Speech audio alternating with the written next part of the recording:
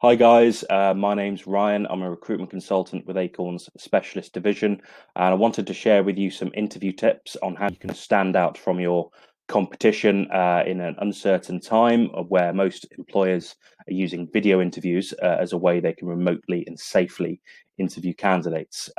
Key thing to remember is it's something that's not going to be just new to yourself, but it's going to be probably new to the interviewer as well, and there's going to be issues on both sides. I wanted to share with you some tips to help you give the best impression of yourself in an uncertain time to help you get the best position that you want to get. So, firstly, it's very important for the environment that you're interviewing in to be stable, and ideally, you want to be placed somewhere with a blank background behind you.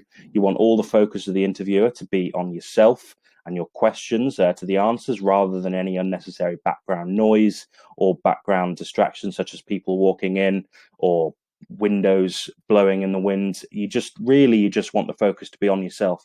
Best way to do that is with a blank background like this one behind you. If you can't do that, make one by either taking portraits down, or if you can't, if that's not possible, shut yourself away in a room with minimal stuff behind you, and make sure there's not going to be any unnecessary distractions walking in by letting everybody know in the household that you're in that you're going to be having this interview at this time, and you don't want anybody distracting from that. Secondly, clothing.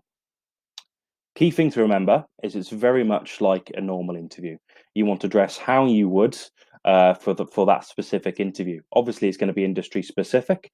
There are going to be some companies where it's going to be advisable to wear a suit, whether that be professional services, financial services.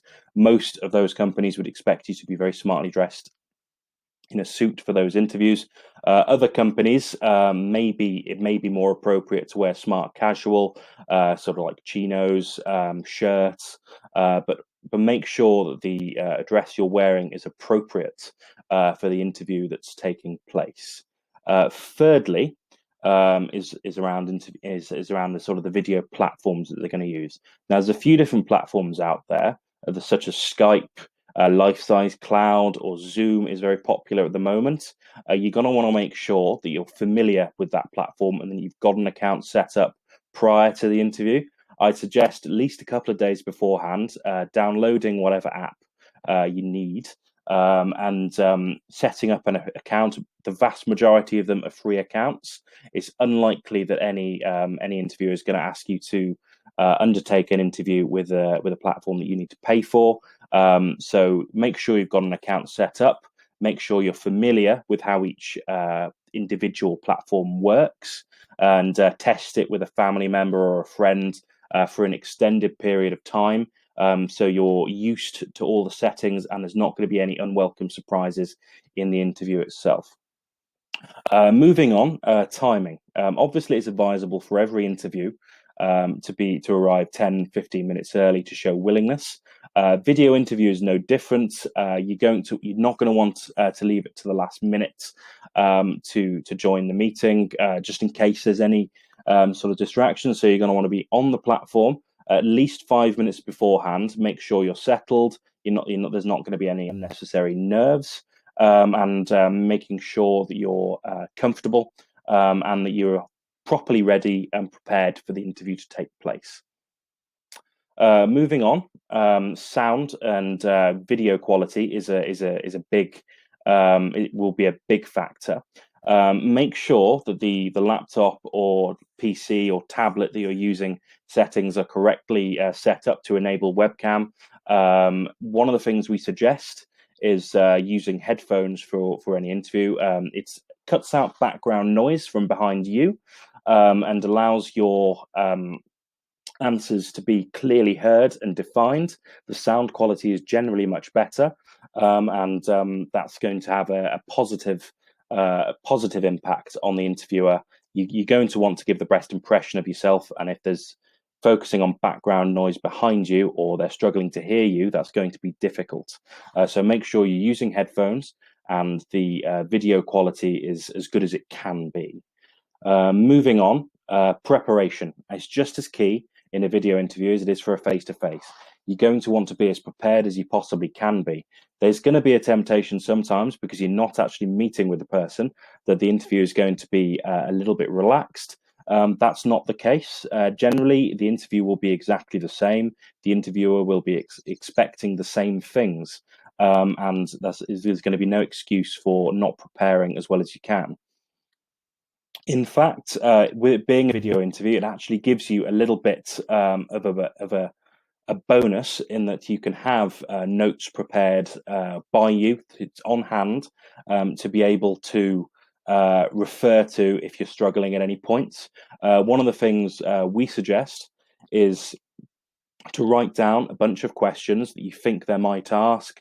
Generally, a split between questions that come up in almost every interview around sort of your CV, your experience, why you want to work for that specific company, and more industry-specific questions dependent on the specific nature of the job you're going for itself. It's a good idea to have a list of these on a piece of paper or a couple of sheets of paper, so you can refer to the answers when you need to.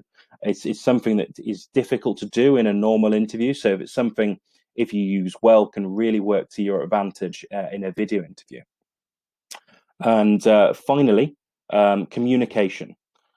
Take time to be clear in your answers. It's going to be a little bit more difficult to enunciate yourself properly in a video interview, and a little bit more difficult, as the sound quality is never going to be as good as it is in person. So make sure you take time to enunciate yourself clearly. Make sure you take time to understand the question you're being asked, and particularly if there's an issue on their end, and you're struggling to hear or struggling to see anything in the from the interviewer, make sure you flag this early. You don't want to be trying to answer a question that you misinterpret because the sound quality is poor, and then going off on a tangent just because you don't want to be seen creating any issues. This is a very new process. There are going to be issues on both ends, and as long as you flag that up early and clearly, then it's something that will be resolved really quickly. And I can guarantee that the interviewer will recognize the fact that you want the interview to be as good as it possibly can be, if you're flagging any issues on their end, to make sure you understand the question properly.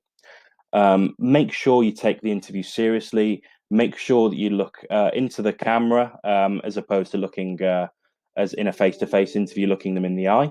It's going to be new, but as long as you remember some of these tips that I've shared with you, and as long as you remember that there are going to be issues on both sides, and treat it exactly the way you would treat a normal interview, you can make this process work to your advantage.